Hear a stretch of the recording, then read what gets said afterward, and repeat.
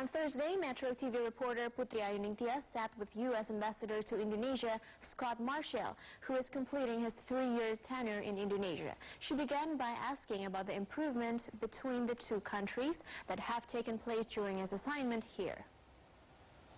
Well, there's been so much change. I mean, your country is really very dynamic. And obviously there's been very good economic growth, which I think has made a lot of people wealthier, able to enjoy life a little bit better.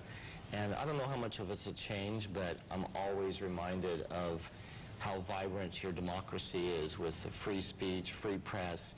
People, it's a little bit like the United States, people always offering their ideas and opinions. We have a high economic growth now, right. But then we also have a huge gap between the rich and the poor, between each segment, social segment. What went wrong? Well, you know, I think Indonesia is not alone here.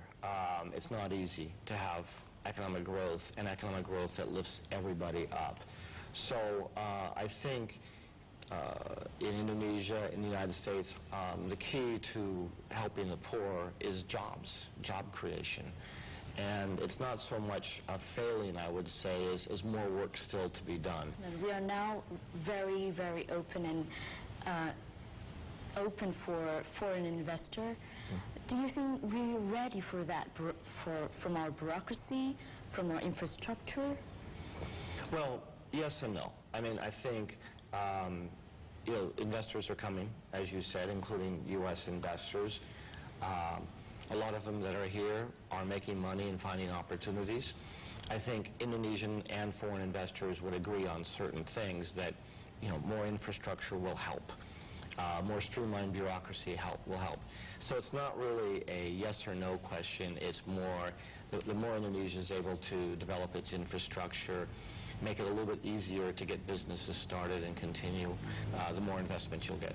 What is needed to improve the U.S.-Indonesia relationship? Well, first, I think it has improved a lot in recent years.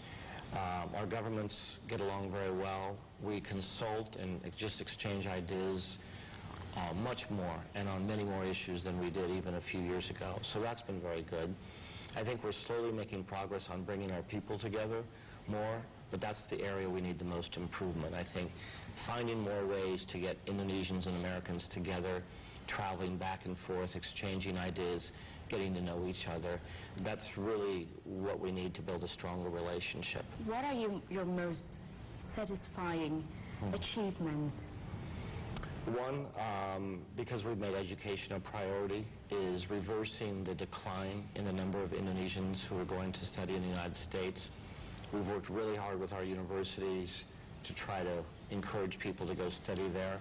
Made our visa process much easier, so now it's quite easy for people to get visas to study in the U.S., and the numbers are going up.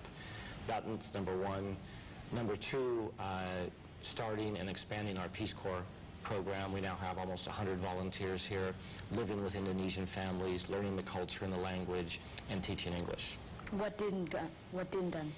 Well, I think we've made progress in almost every area of the relationship, but I think there's a lot more still to do. There's still a tremendous potential to do more, probably especially on the business, trade and investment side.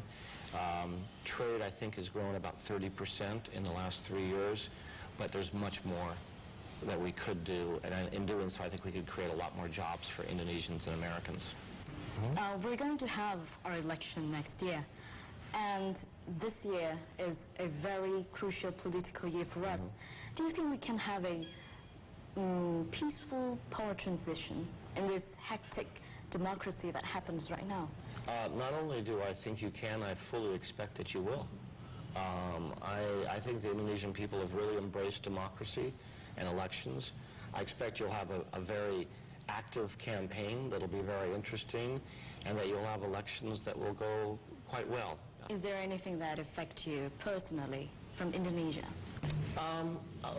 Well, I like the warmth, as I just mentioned. I like the optimism. I don't know if Indonesians are aware of this, but from an outsider, Indonesians strike me as quite optimistic about their country's future, even if they're quite willing sometimes to criticize certain things about the country. Generally, I think people here feel like Indonesia is going to be better, stronger in 5 years or 10 years. And that optimism is a huge asset, and it makes it a very nice place to work.